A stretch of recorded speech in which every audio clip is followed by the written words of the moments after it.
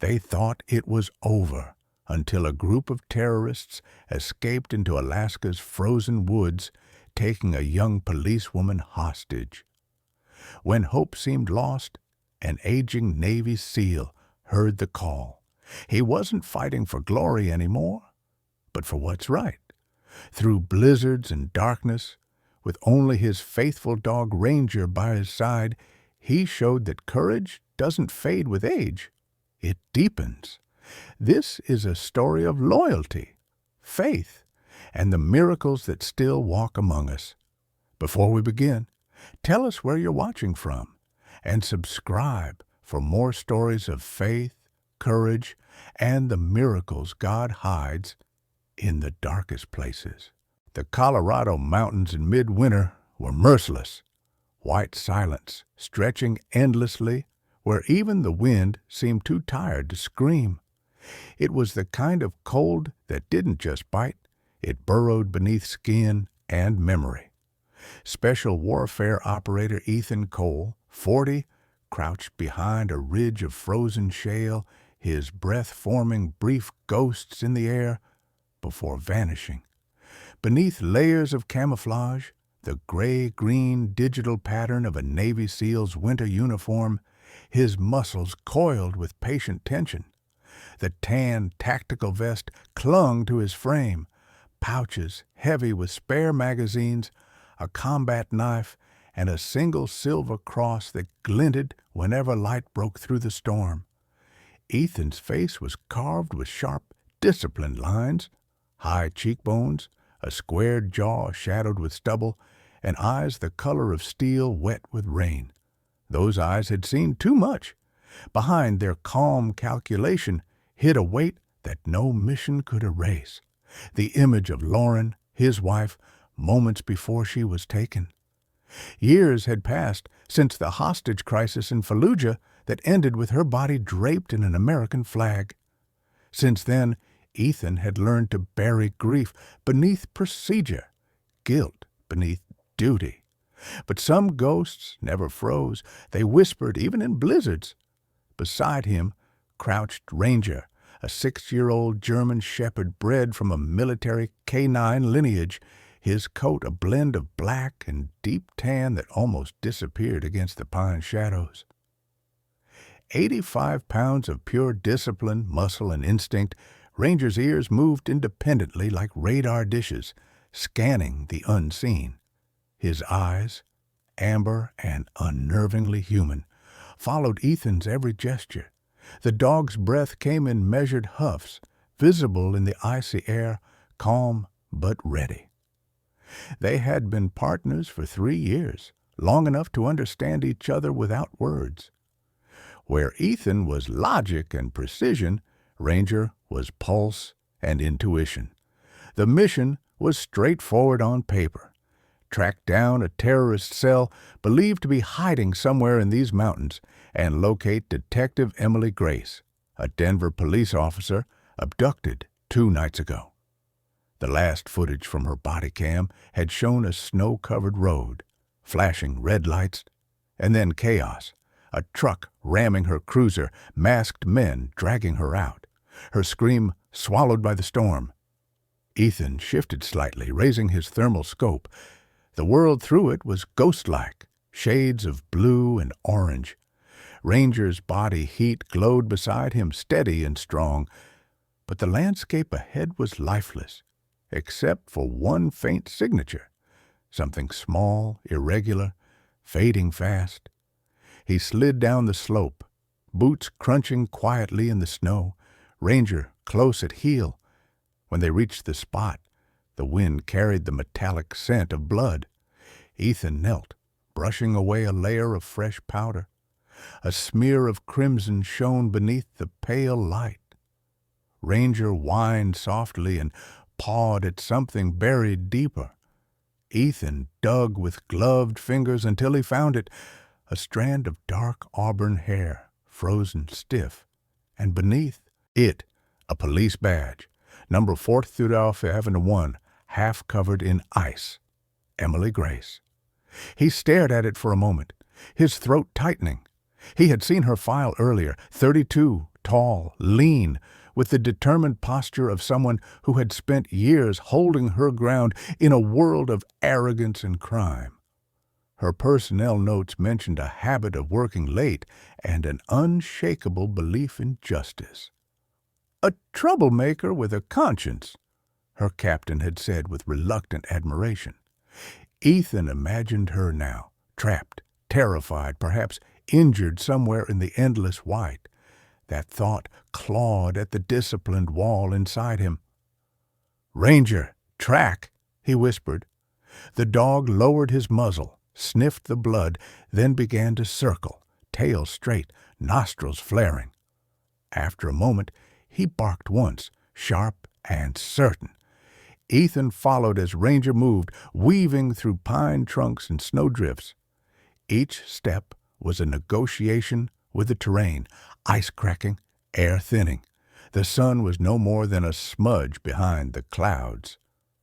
After 20 minutes, Ranger halted abruptly, head raised, body rigid.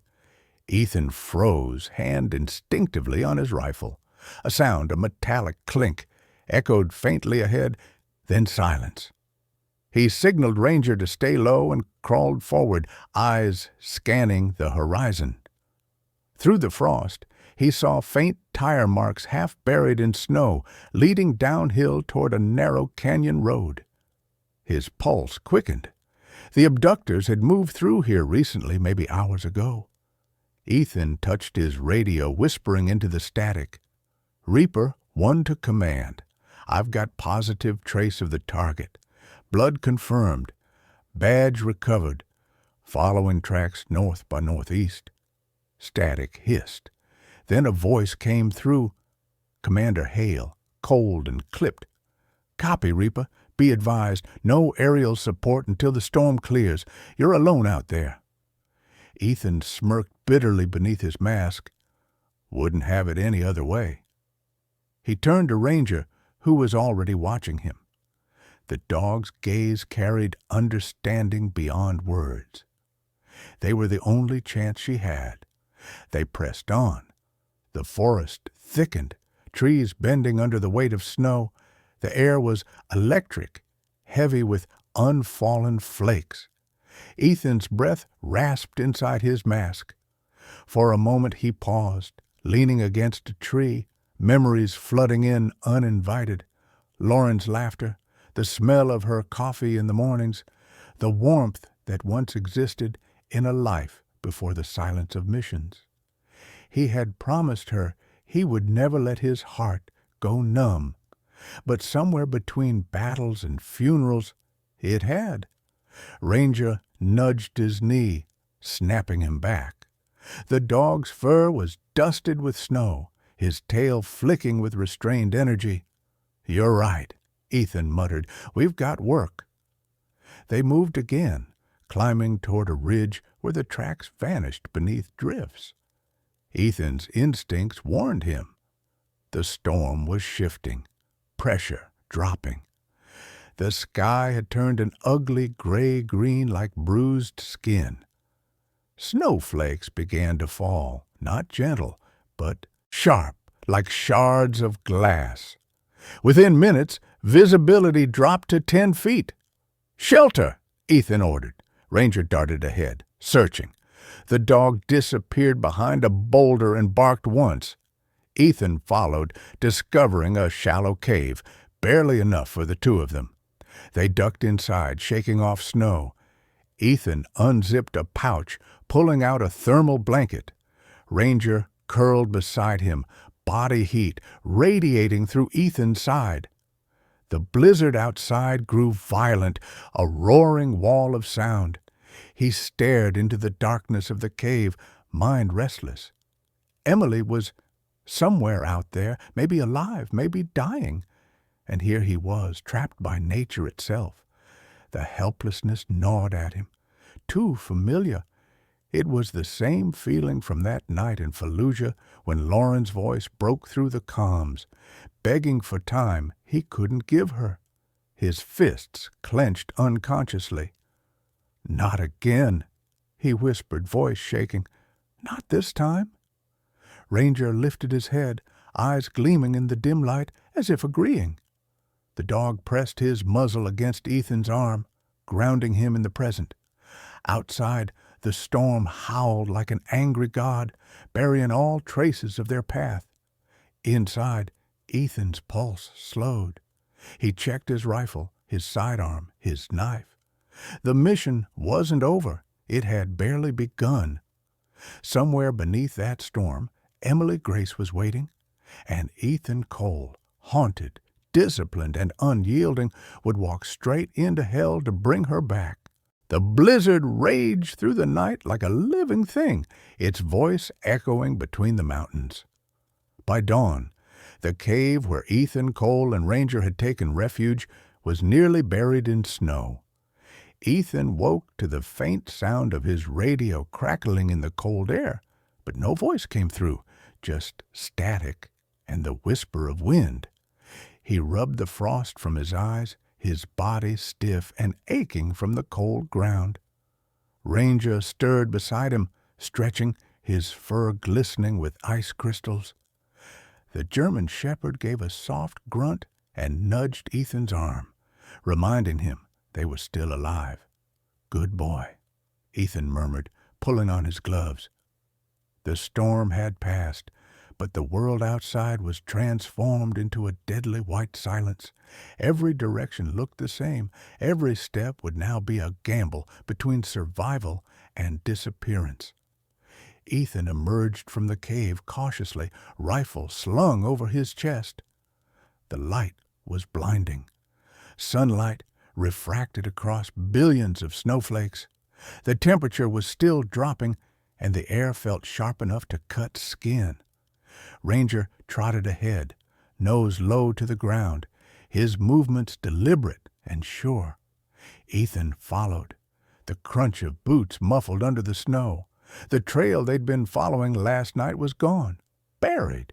The storm had erased everything but their determination. He checked his compass, aligning it with memory. "We move east," he muttered. "She was taken that way." Hours passed. The silence began to press against him, and fatigue crept into his limbs. The mountains loomed like ancient sentinels, cold, indifferent, and infinite. Ranger suddenly stopped, head cocked, ears twitching. He barked once, low but insistent. Ethan crouched, raising his scope. Through the lens he caught a glint of something metallic half buried beneath the slope. They approached slowly. It was a wreck, a snowmobile, overturned and frozen solid. Bullet holes riddled its side, and dark stains trailed into the snow. Ethan examined it closely, gloved fingers brushing over the metal. He found a torn patch from a Denver police jacket. Emily's. A tightness gripped his chest.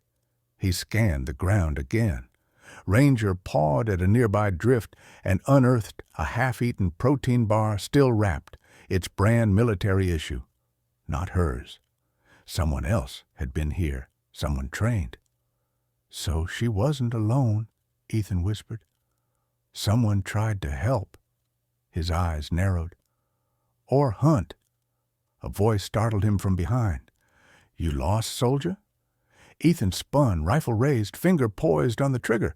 From behind a tree stepped a man bundled in thick winter gear, face hidden by a fur-lined hood and goggles.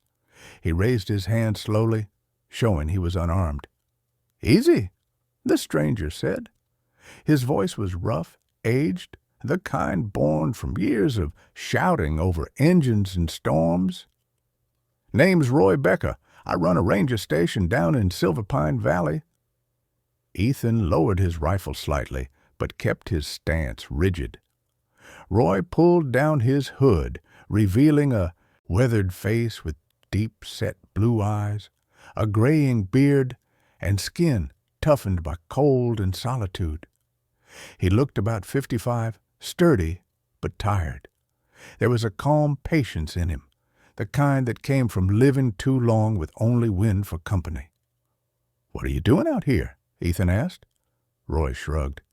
"Saw lights and heard shots last night. Came to look." Found that snowmobile an hour ago. You SEALs working up here again?" Ethan's eyes flickered. "You've seen us before?" "Few years back," Roy said, his gaze steady. "You people cleaned up a mess that never made the news. I remember that look. Someone carrying ghosts heavier than their rifle." Ethan didn't respond. He looked down at Ranger, who had started circling the man, sniffing him but showing no aggression. Animals could sense truth better than humans. "I'm looking for a woman," Ethan said. "Police officer. Abducted 2 nights ago." Roy nodded grimly. "Yeah, figured that much. There's been movement on the East Ridge. Tracks of men, heavy gear, maybe 6 or 7. Looked like they were dragging something." Ethan's jaw tightened. "Where?" Roy gestured with his gloved hand toward the canyon beyond. "That way. But you won't make it before sundown. The avalanche risk's too high today." "I don't have the luxury of waiting." Roy sighed, studying him for a long moment. "You SEALs never do." He reached into his pack and handed Ethan a folded map marked with pencil lines. "Take this. There's a ranger outpost halfway down the canyon, abandoned since last winter. You can rest there. If she's still alive, that's where they'll stop before crossing the ridge." Ethan accepted the map silently, eyes narrowing. "Why help me?" Roy smiled faintly, his cracked lips barely moving. "Because once my boy wore a uniform too. He didn't come back. Figured I owe someone else a fighting chance." Something in Ethan softened, just slightly. "Thank you." Roy nodded once and began trudging back the way he came. "Watch the sky," he called over his shoulder. "These mountains have long memories." When the man disappeared into the white haze, Ethan crouched beside Ranger. "You hear that, buddy? East Ridge." Ranger wagged his tail once, as if acknowledging an order. They moved again, descending into the canyon. The wind had quieted, leaving an eerie stillness. The only sounds were their breathing and the rhythmic crunch of snow. Ethan's mind drifted back to Lauren, back to the last phone call before her capture. She had told him she was proud of him, proud of the man who never gave up. And yet, when he received the news of her death, something inside him had turned to stone. He had promised himself he'd never grow attached again, never feel that helplessness twice.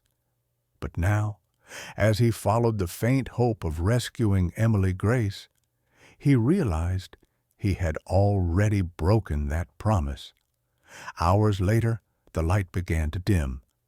They reached the outpost Roy had mentioned, a weathered cabin, half buried under snow, windows shattered, the sign above the door faded, Silver Pine Ranger Station. Ethan swept the perimeter first, then kicked open the door. Inside, the air smelled of damp wood and rust.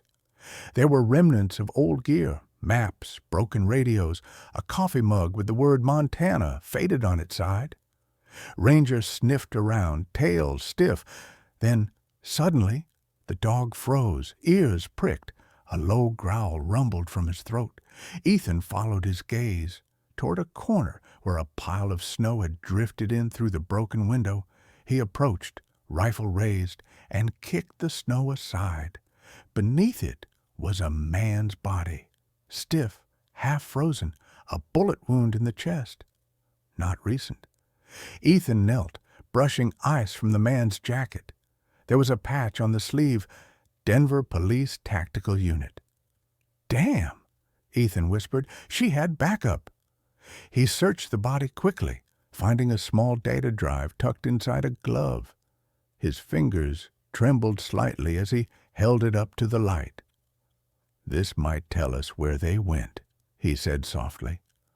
Ranger whined and pawed at the floorboards, sniffing something beneath the body.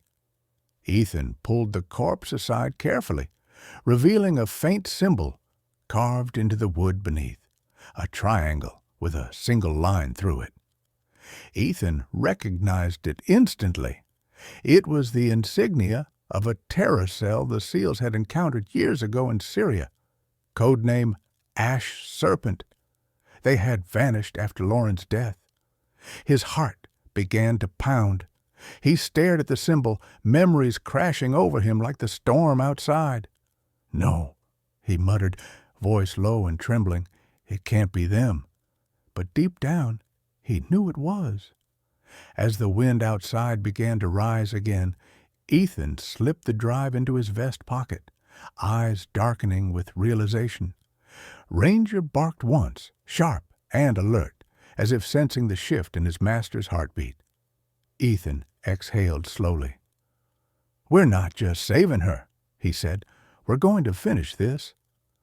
Outside, the snow began to fall again, softly at first, then heavier, burying their footprints as if the mountain itself wanted to erase what was coming. Snow whispered against the cabin's wooden walls like an old memory refusing to die. Ethan Cole sat by the broken window, his breath forming slow clouds in the frigid air as he turned the small data drive in his fingers.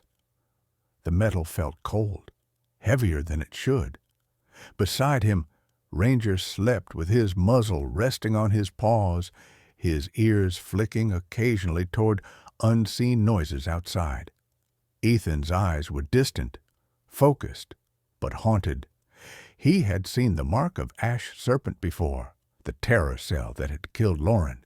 They were supposed to be eradicated years ago.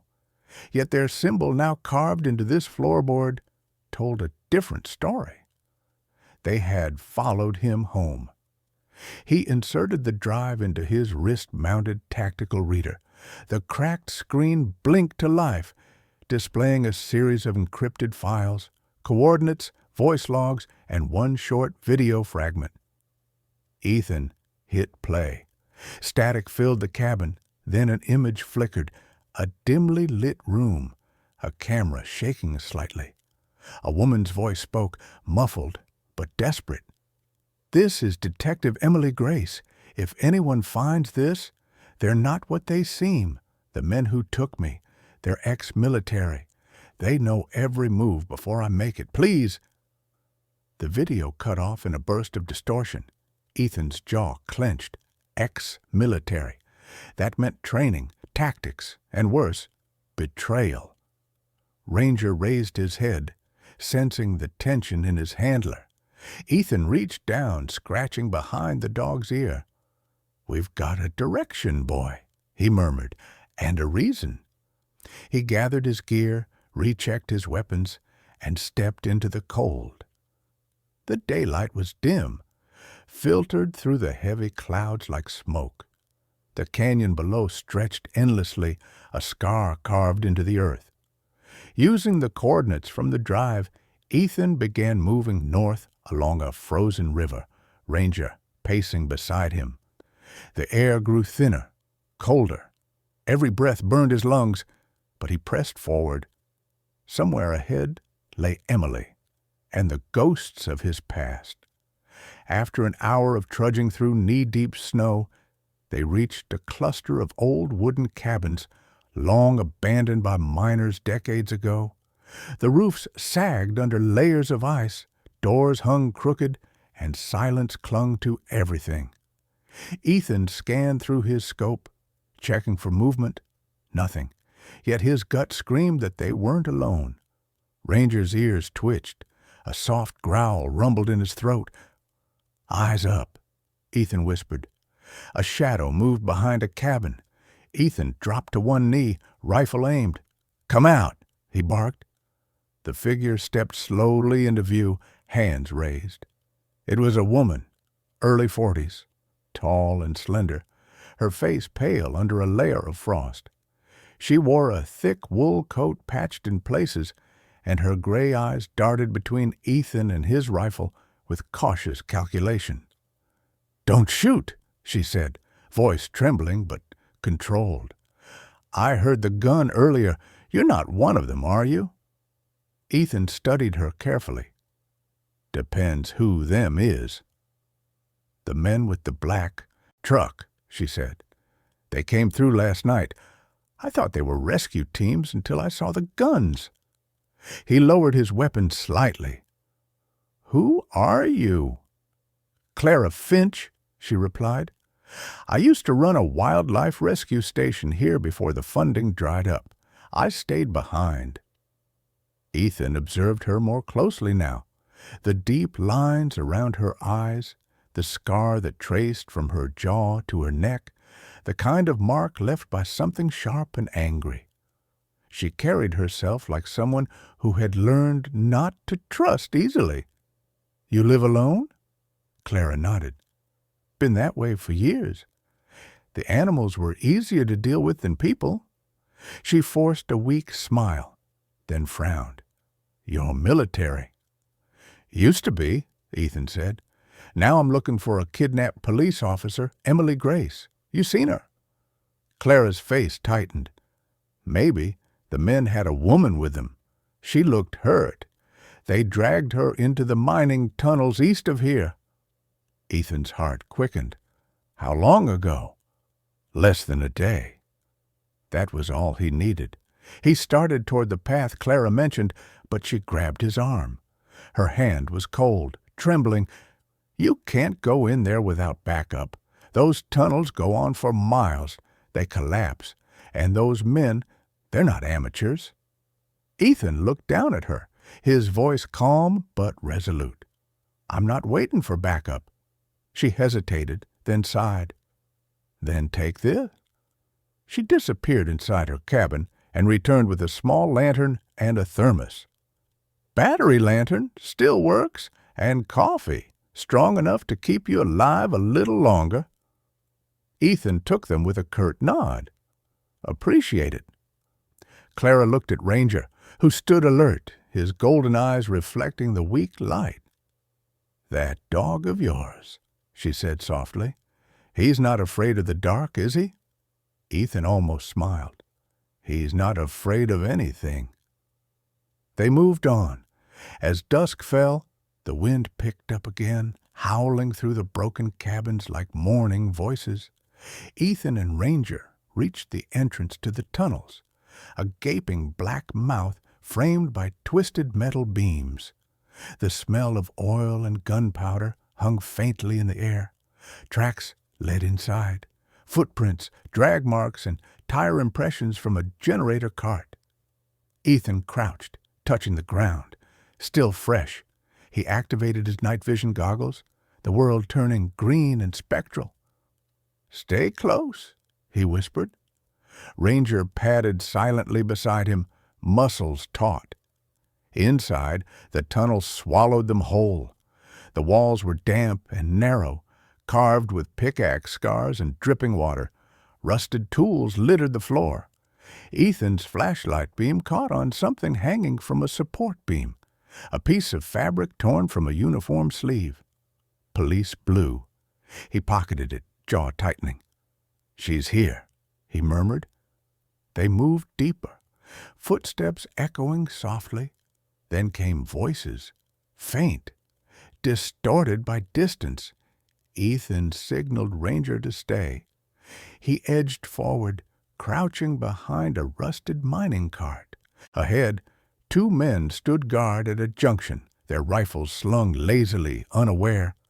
Ethan studied them, tattoos along their necks, mismatched gear, but military posture. Their faces were young, hardened, eyes dead. He recognized that look, the kind bred in war and twisted by purpose. He whispered, Ranger, left. The dog lowered himself, slinking into the shadows. A moment later, a sharp snarl echoed through the tunnel, followed by chaos. One guard fell backward, shouting, as Ranger lunged.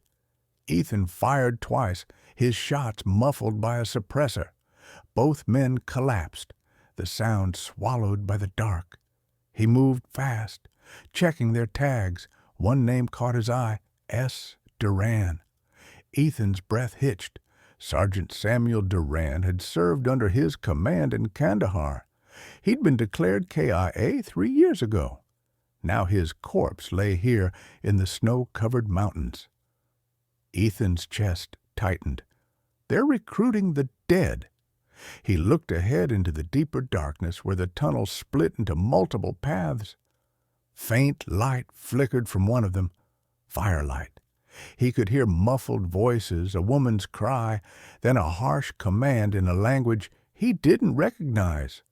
His pulse quickened. He turned to Ranger. "She's close." As he stepped forward, a low rumble shivered through the ground. Dust fell from the ceiling. The echo deepened into a roar. The tunnel was collapsing somewhere ahead. Ranger barked, alert. Ethan broke into a run toward the sound of screaming. "Hold on, Emily!" he shouted, voice lost in the thunder of fallen rock. When he rounded the corner, he froze. Through the smoke and dust, he saw a glimpse of her, Emily Grace, bound to a metal post, face streaked with dirt and blood, her auburn hair matted, but her eyes fierce. And standing beside her, giving orders into a radio, was a man Ethan never thought he'd see again. Commander Hale. For a long moment, Ethan Cole couldn't move. The sight before him froze every nerve in his body. Commander Hale, the man who had once been his superior officer, the voice that had guided him through firefights and nightmares alike, now stood in the flickering light of the mine tunnel, issuing orders to killers. Hale looked older than Ethan remembered, late 50s now, his hair silvering at the temples, but his posture still rigid, commanding. His jaw was square, his face lined by decades of discipline. But there was something new in his expression, a hollowness, like a man who had traded his conscience for survival.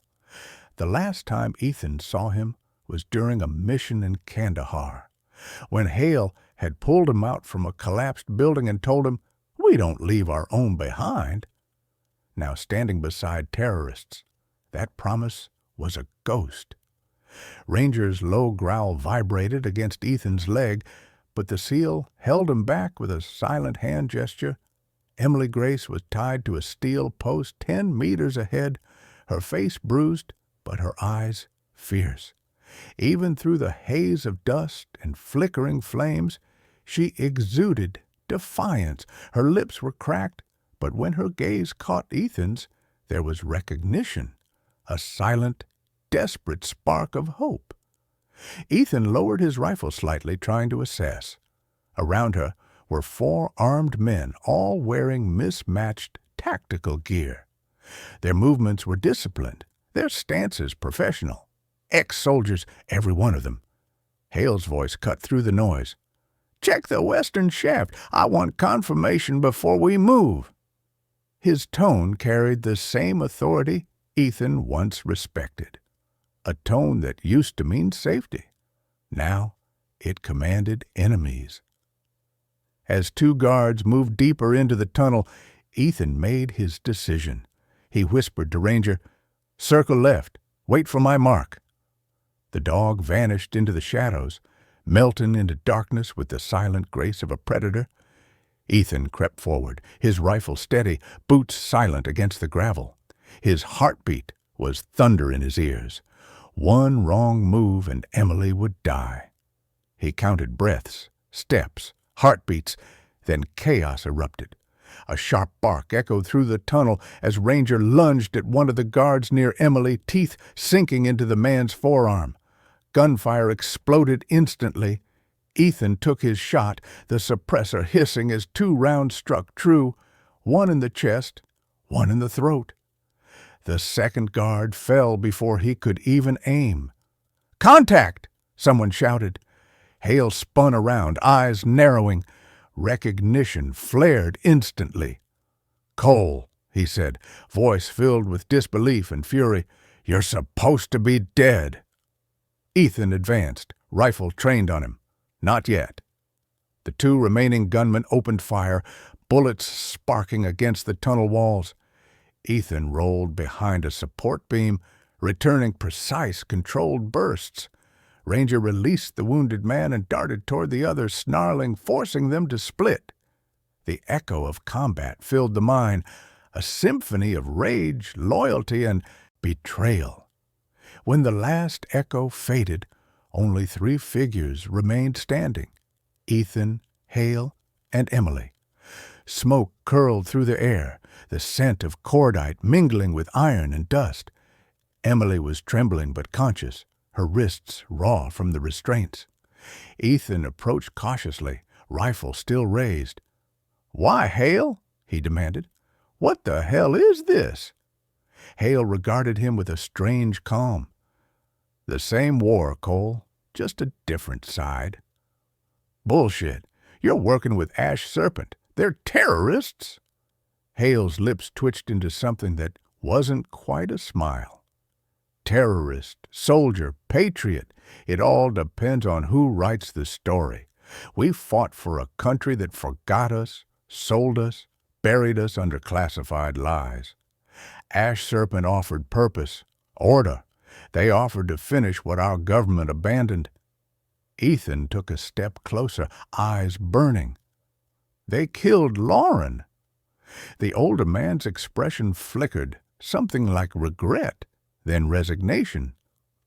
"Collateral," he said quietly. "You of all people should understand that." That word detonated inside Ethan's chest. Collateral. It was the same justification used in the report that had erased his wife's death from official records. His voice turned to steel. "You murdered your own." Before Hale could respond, Emily spoke, her voice hoarse but steady. "He's lying, Ethan. He's not just working with them, he is them." Her gaze locked on Hale. "I heard his call signs. He's their commander." Ethan's stomach dropped. Hale didn't deny it. Instead, he sighed, lowering his weapon slightly. "You should have stayed buried in the system, Cole. You were good at following orders. But this is bigger than both of us." Ethan took a step forward, ready to fire. But in that instant, Hale detonated a small flashbang at his feet. The explosion was blinding, the sound concussive. Ethan staggered backward, disoriented.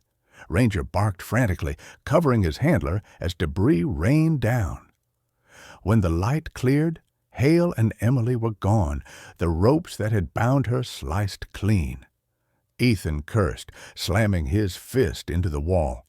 He checked Ranger, minor scratches, nothing serious. "We're not losing them," he growled. He switched to infrared mode, scanning the tunnel. 2 heat signatures moved rapidly toward the eastern shaft. He followed. The deeper they went, the tighter the tunnels became. Water dripped from the ceiling, the floor turning to mud beneath his boots. The chase stretched on until a faint light appeared ahead. An exit, faint and ghostly through the swirling snow outside. When Ethan emerged, the mountain opened into a vast glacial plain. The wind screamed across it, carrying ice like shards. Hale and Emily were nowhere in sight. Only fresh snowmobile tracks cut across the white expanse. Ethan crouched beside them, touching the grooves. "They're heading east," he muttered. "Toward the ridge." Ranger barked once, affirming the direction. Ethan rose, muscles trembling with exhaustion but fueled by fury. The mountain stretched ahead, endless and merciless. Somewhere beyond that ridge was the truth, the same truth that had taken his wife and now his commander. But before he could move, his radio crackled to life. A voice spoke through static, a voice he hadn't heard in years. Female, calm, precise. "Reaper 1, this is Ghost Command. If you're hearing this, they know you're alive." Ethan froze. The call sign, Ghost Command, was supposed to have been decommissioned after Fallujah, the day Lauren died. He swallowed hard, listening as the voice continued.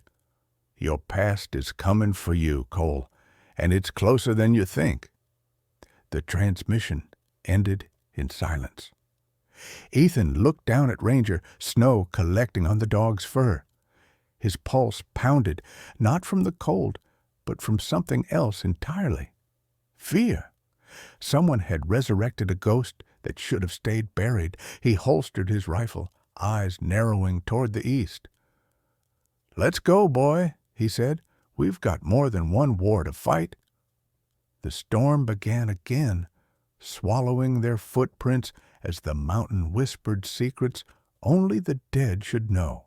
The mountain had grown silent again, a vast cathedral of ice that swallowed every sound. Ethan, Cole, and Ranger trudged through the storm's edge, following the faint snowmobile tracks that led east toward the ridge. The air was thin, almost metallic, and the sun hung low like a pale coin in the frozen sky. Ethan's breath came in steady bursts, each exhale clouding the air around his face. His body was running on instinct and rage. Commander Hale had taken Emily, and that wasn't something Ethan could forgive or survive ignoring. They followed the trail for nearly 2 hours before Ethan saw smoke, a faint, curling ribbon of black against the white expanse. "There," he whispered. Ranger lifted his head, ears pricked, his dark coat blending with the shifting shadows of the snowfield. They moved toward the smoke, each step deliberate. Soon the outline of a small cabin emerged, old, military-built, half-collapsed, the kind used during Arctic training decades ago. Through his scope, Ethan saw movement. 2 armed men at the entrance, another pacing near the snowmobiles. Inside, through the window, a flicker of light, shadows moving. Emily, perhaps. He crouched behind a ridge, scanning the area. 3 outside, he murmured. More inside. Ranger's breath steamed beside him, eyes focused and waiting for a command. Ethan looked down at him. "We go quiet first," he said softly. The dog's tail flicked once. He moved like a phantom, circling wide to flank the outpost. The wind masked his steps, snow swallowing his tracks. He approached the first guard, a man in black thermal gear with a jagged scar running from his chin to his ear. Ethan recognized that kind of scar, the result of shrapnel and bad choices. He took him from behind with the knife, swift and silent, catching the body before it hit the ground. Ranger handled the second, lunging from behind a drift and bringing him down with one crushing bite to the arm, another to the throat. The third man turned, shouting, but Ethan's suppressed round cut him short. Silence returned as quickly as it had broken. Ethan and Ranger reached the door. Inside, voices, 2 men arguing, one of them Hale, the other was new, deeper, foreign. "She's of no use," the stranger said, his accent Eastern European clipped and precise. "The extraction is in 1 hour. If we wait, they'll track the signal." "She's the insurance," Hale replied coldly. "They'll come for her, and when they do, we'll finish this." Ethan's pulse quickened. He pushed the door slowly, weapon raised. Inside, the scene unfolded under flickering fluorescent light. Emily was tied to a chair in the center of the room, bruised but alert, her eyes locked on Hale. Standing beside him was the stranger, a tall, broad man with cropped blonde hair and a neatly trimmed beard. His pale eyes were sharp and calculating. He wore no insignia, but his bearing screamed military precision. "Victor Drazen," Hale said suddenly, turning his head slightly as though he'd known Ethan was listening. "Come in, Cole." Ethan froze in the doorway, rifle steady. "You know me too well," he said. Hale gave a dry smile. "I trained you. Of course I do." Victor turned, sizing Ethan up like a rival predator. "This is the famous Reaper?" he asked, his tone almost amused. "I expected someone taller." Ethan ignored him. Let her go. Always the hero, Hale replied. "But tell me, Cole, do you even know why she's here?" Ethan's jaw tightened. "Because of you." Hale shook his head. "Because she found something she shouldn't have. The files you took from that dead cop, they weren't random. They were part of Ghost Command's archive." Ethan's finger tightened on the trigger. "Ghost Command doesn't exist." "It does," Hale said softly, "and it always did. You think Lauren's death was an accident? You think Ash Serpent just found her by coincidence?" The world seemed to tilt. Ethan's voice was barely a whisper. "What are you saying?" "She was part of it, Cole. She was one of us." "No." Ethan took a step forward, fury radiating off him. "You're lying." Victor smirked. "Truth has a way of hurting more than bullets." Emily spoke up, her voice raw. "Ethan, don't listen to him. He's trying to break you." Hale's expression softened almost regretfully. "You want proof? Check her clearance file. Ghost Command, Unit Theta." She volunteered for deep cover intel. She infiltrated Ash Serpent months before they found out and made her pay the price. The words hit Ethan like shrapnel. He staggered slightly, his mind spinning. Ranger whined, sensing his turmoil. "That's enough," Ethan said, voice cold now, the kind that came from deep pain. "You talk too much, Commander." He raised his weapon. Victor's hand moved fast, drawing his pistol and firing. Ethan dove sideways, returning fire. The cabin exploded in chaos. Wood splintered, glass shattered. Emily screamed as her chair toppled. Ranger lunged toward Victor, tackling him into the corner, the two crashing through a table. Victor roared, slamming a boot into the dog's ribs, then drew a combat knife. He swung wildly, and Ranger yelped as the blade grazed his shoulder. Blood sprayed across the snow-covered floorboards. "Rex!" Ethan shouted instinctively, the old name slipping through his grief. Ranger staggered, but didn't retreat. Snarling, he lunged again, biting down hard on Victor's arm, forcing the man to drop his weapon. Meanwhile, Hale had ducked behind a steel cabinet, firing controlled bursts. "You were always predictable, Cole," he shouted.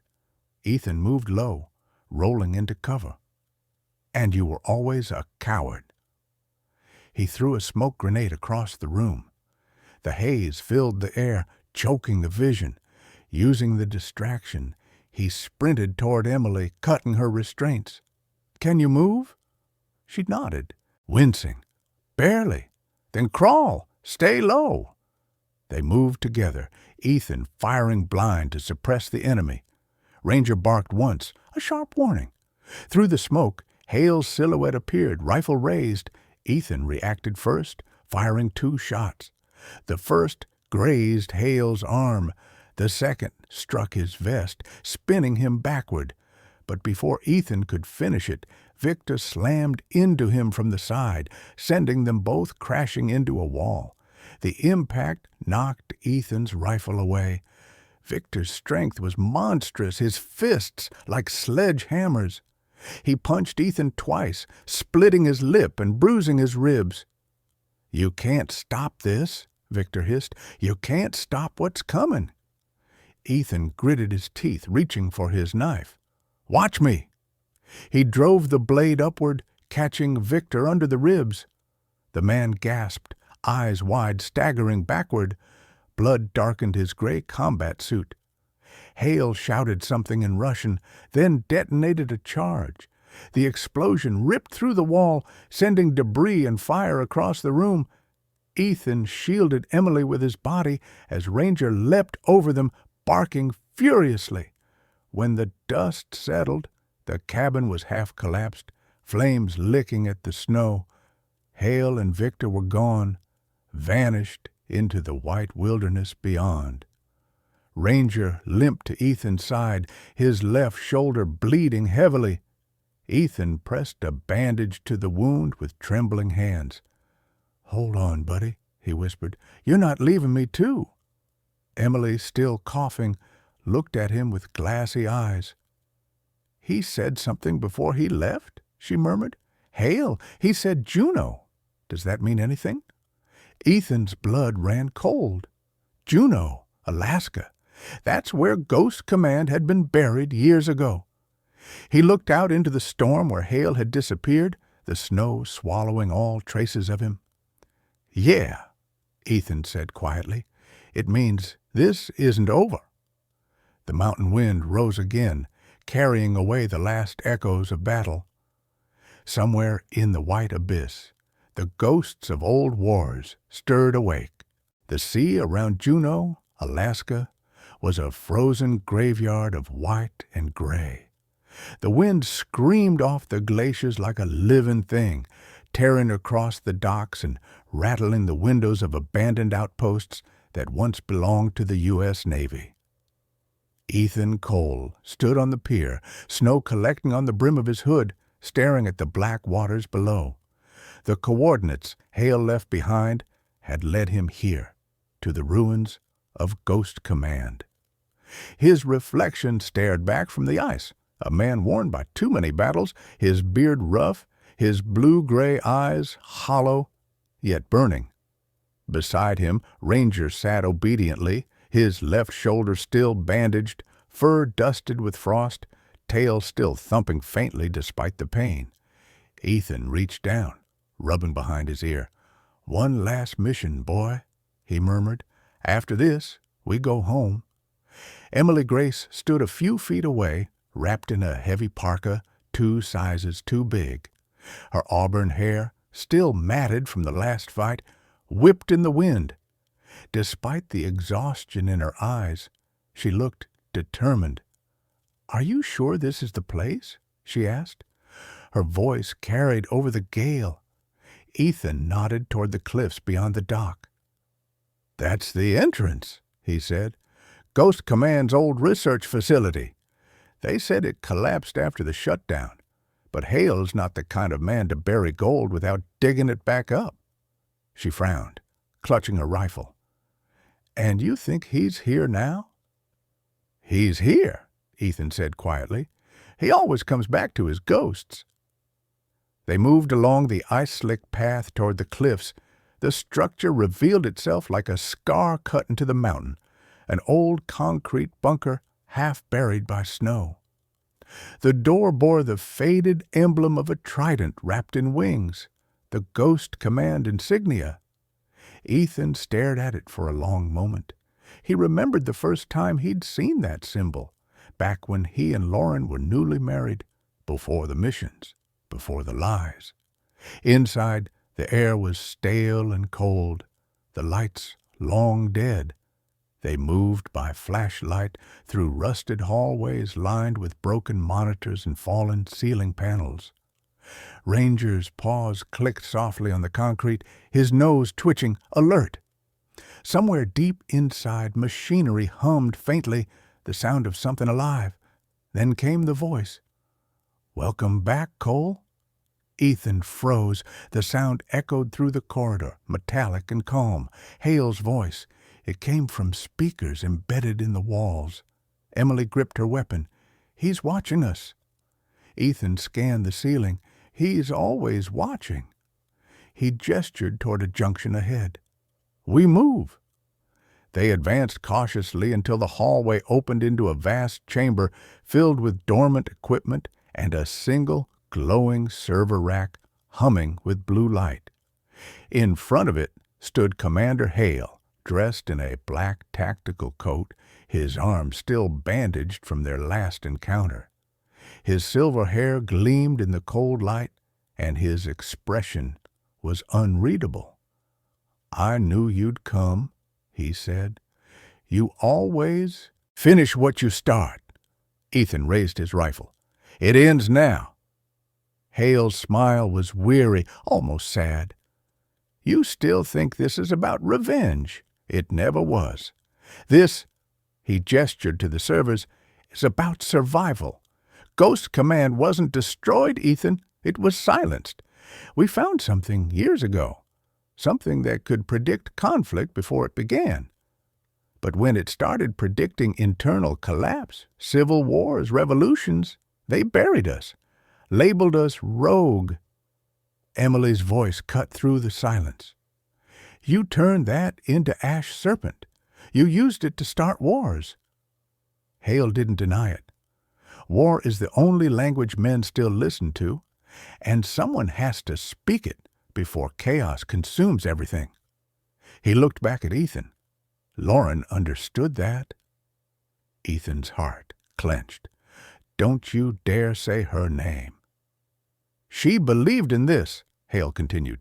She died because she tried to stop it from falling into the wrong hands, and now you'll do the same. Before Ethan could react, a metallic click echoed behind them. The steel doors slammed shut.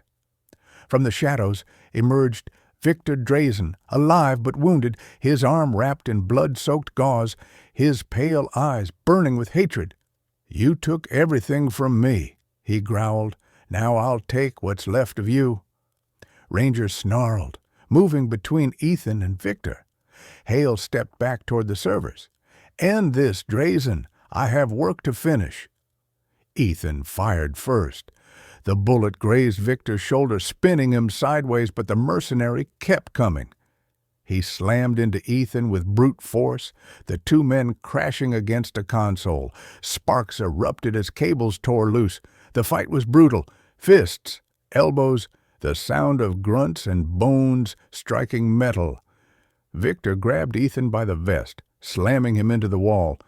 You think you're righteous? He hissed. You're just another weapon someone forgot to put down. Ethan kicked free, rolled and tackled him, driving his elbow into Victor's throat.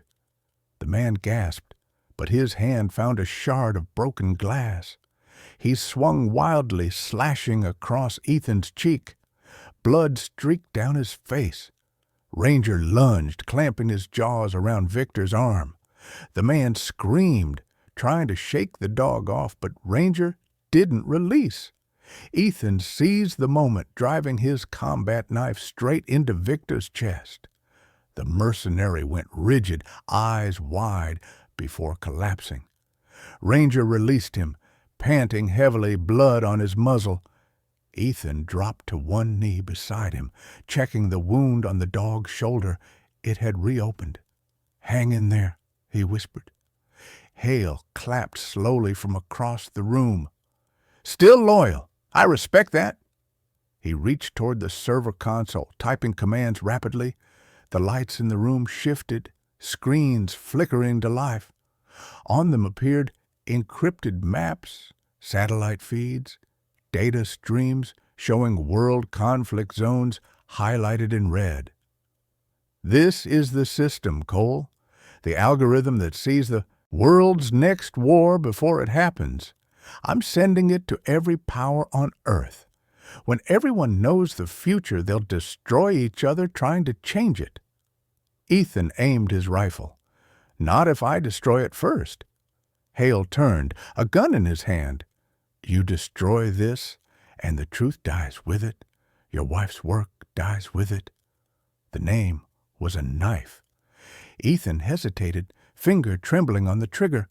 Emily saw it, stepped forward and shouted, Ethan, Lauren died to stop this. Don't let him twist her memory. Hale fired. The shot hit Ethan's shoulder, spinning him back. He fell hard, rifle clattering away. Hale advanced, aiming for the head. You should have stayed buried. Before he could shoot again, Ranger launched himself forward with one final burst of strength, slamming into Hale. The gun fired upward, the bullet punching into the ceiling. Hale and Ranger hit the ground, the dog's jaws locking around his wrist. Hale screamed, trying to reach for a knife, but Ethan was already up. He grabbed Hale's fallen pistol and fired once. The bullet struck center mass. Hale froze, breath leaving him in a mist. You'll see, he rasped. Ghosts never die. Then he fell still. Ethan stood over him, chest heaving, blood running from his own wound.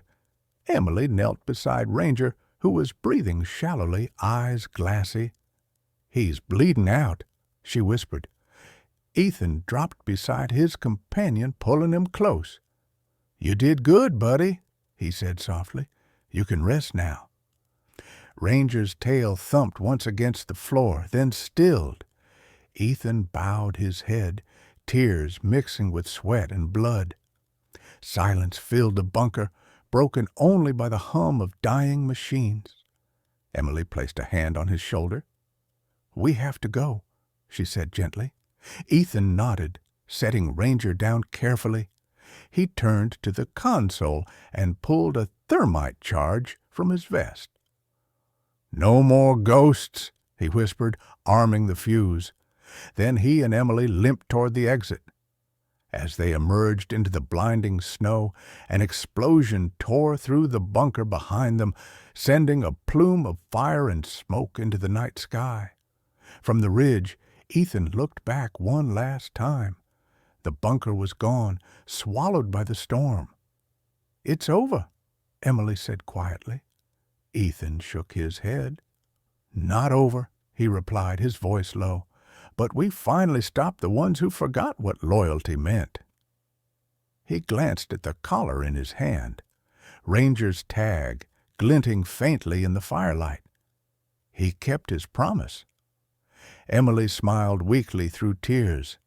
"So did you?"